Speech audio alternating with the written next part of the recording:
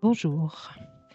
Alors aujourd'hui, je vais montrer comment faire pour assembler une manche à l'emmanchure. Une manche qu'on a réalisée au niveau de la tête de manche. Là, c'est une manche montée en rang raccourci. Donc voilà ma manche qui est en jersey endroit. Et on voit bien, j'ai glissé, donc j'ai réalisé mes rangs raccourcis et j'ai glissé un fil dans toutes mes mailles. Et on voit bien les mailles qu'on peut dire doubles, qui correspondent aux fins de rang quand on tourne. Donc les mailles sur lesquelles on tire pour pouvoir tourner. Donc maintenant, on doit l'assembler à l'emmanchure du pull. Donc ici c'est un pull en pointerie. Donc j'ai déjà réalisé le montage de la première manche. Voilà. Et le but c'est d'avoir des coutures les plus fines possibles en fait. Donc première chose à faire, c'est repérer le milieu des manches, de la manche, et placer des fils de repère. Donc j'ai coupé des fils de repère d'une autre couleur que mon pull, et je vais accrocher la manche au niveau de la couture d'épaule, au milieu du haut de la manche. Donc ici on voit que j'ai 2, 4, 6 et 7 mailles en haut. Donc à la quatrième maille, celle-ci, la quatrième maille correspond au milieu de ma manche. Donc j'ai 75 mailles, on peut aussi compter et ça sera la 38e maille. Donc je glisse mon fil de repère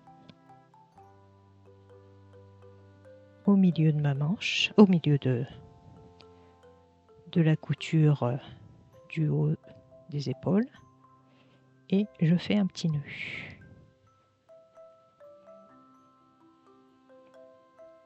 Hop.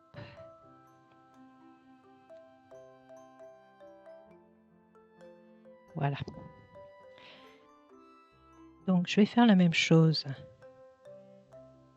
avec un autre repère, un autre fil de repère, et je vais cette fois glisser mon fil de repère dans la dernière maille et l'accrocher au bout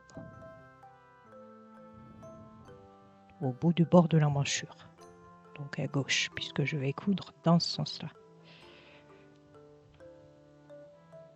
Hop, un petit nœud.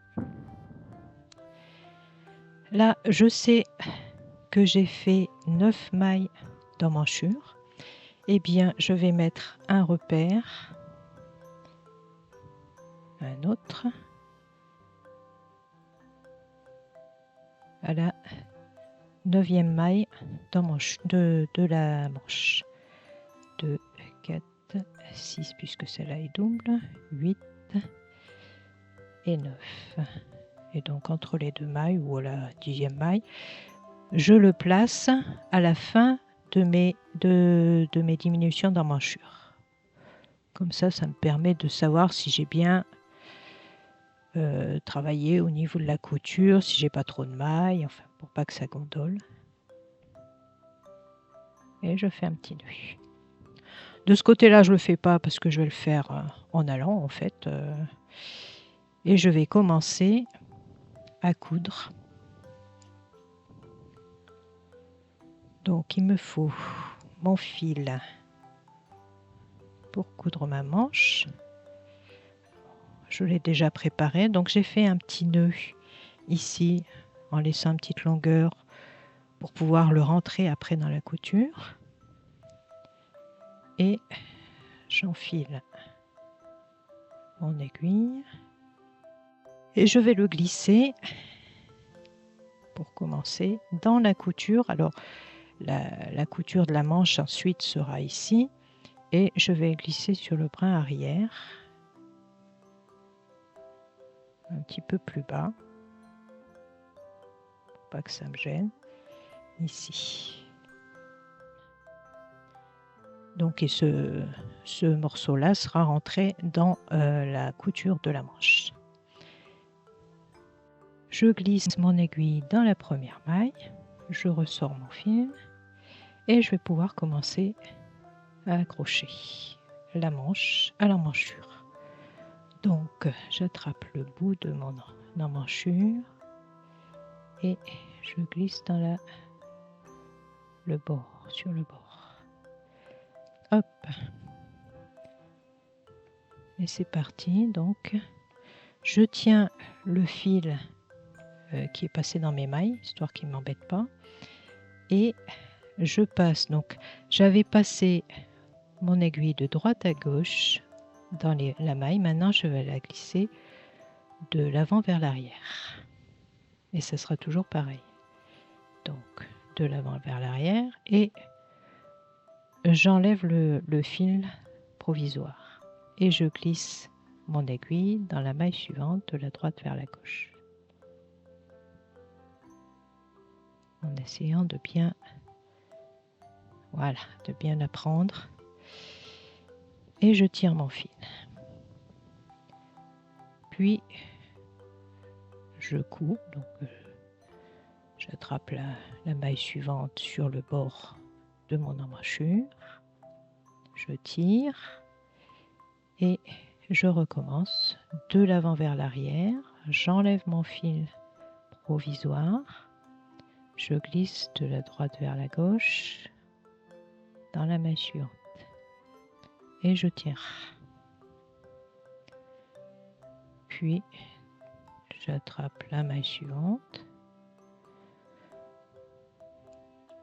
de l'emmanchure. Hop. Et je recommence de l'avant vers l'arrière. J'enlève le fil provisoire. De la droite vers la gauche dans la maille suivante. Et hop, la maille suivante, bien au bord.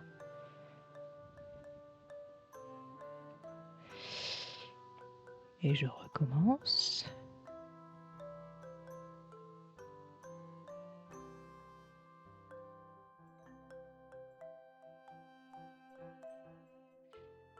Alors là, je vois que j'ai un petit trou, hein, ce sont mes rangs qui sont les mailles rabattues mais sans faire d'escalier, donc il y a toujours un petit trou.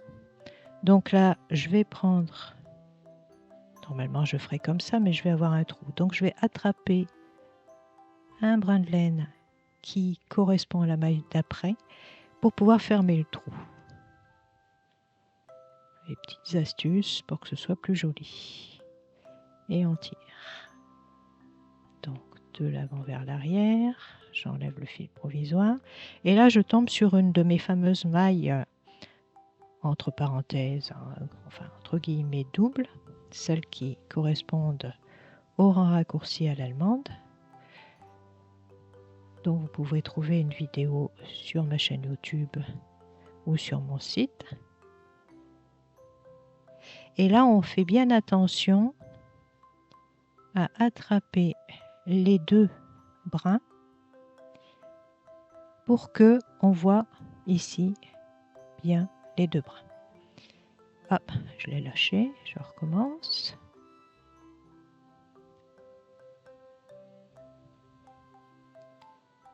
Hop, et là, je tire. Je prends la maille suivante. Là. Et je tire bien, là, ça aide un petit peu de tirer sur ce fil provisoire parce que au moins on voit bien où est le trou pour pouvoir glisser la maille et pas rater un des deux fils de ma fameuse maille pseudo-double. Et je tire. Bon, là ce coup-ci, j'ai pas enlevé le fil, je l'enlève maintenant. Et je continue avec la maille suivante. Donc j'avais oublié de le faire. Voilà. Et là, je recommence, je tombe encore sur un trou, je vais attraper le fil de la maille suivante pour pouvoir fermer le trou. Hop. Et je glisse dans la maille, je tire le fil.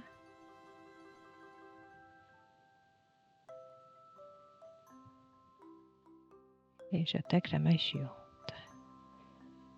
Là, c'est pareil, je tombe sur un endroit où il y a un trou. Donc, j'attrape un peu plus, un fil de plus, pour pouvoir fermer le trou. Hop. De l'avant vers l'arrière, on enlève le fil, de la droite vers la gauche. En essayant de ne pas prendre le fil rouge en même temps. Hop. Et là, j'attrape le fil suivant. Et puis ça y est, j'aurai fini la partie des diminutions d'emmanchure.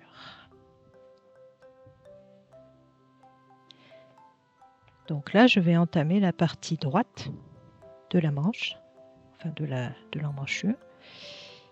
Et donc c'est parti, je continue.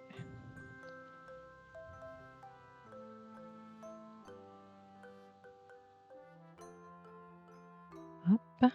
Et là, ce qu'on va faire à chaque fois, c'est-à-dire on va glisser l'aiguille dans... bon, alors là, c'est le point de riz, hein, donc dans la maille en vert, et attraper le petit fil qui est derrière, qui correspond à la maille en droit du rang suivant. Et ce sera à chaque fois cette combinaison-là qu'on va prendre. Hop.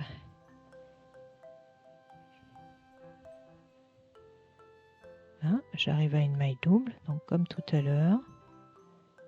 Je m'aide en glissant un petit peu mon aiguille, le bout de mon aiguille sur le fil rouge pour essayer d'attraper comme il faut. Et là, quand on tire, on voit bien que j'ai les deux brins de la maille pseudo-double. Hop. Je glisse dedans.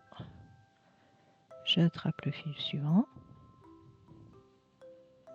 Je suis bien au bord, hein, pour que la couture soit bien fine. Je glisse l'aiguille dedans en tirant. Comme ça, j'ai bien les deux mailles, enfin les deux parties de la maille.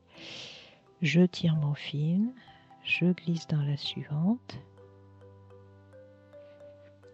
et je tire. Et je continue. Et voilà, on commence à voir la couture correcte.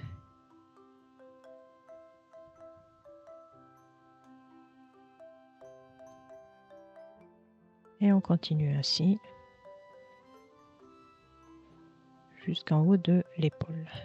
Donc là j'ai... Est-ce que c'est une maille double? Oui. Donc j'attrape ma maille double.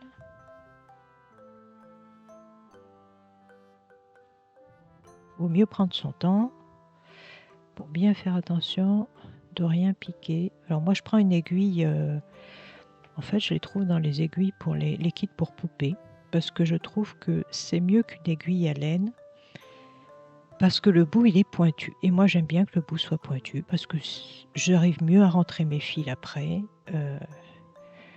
alors qu'un bout arrondi, c'est un peu plus difficile. Donc ça c'est une question d'habitude, hein. C'est mes petites manies à moi.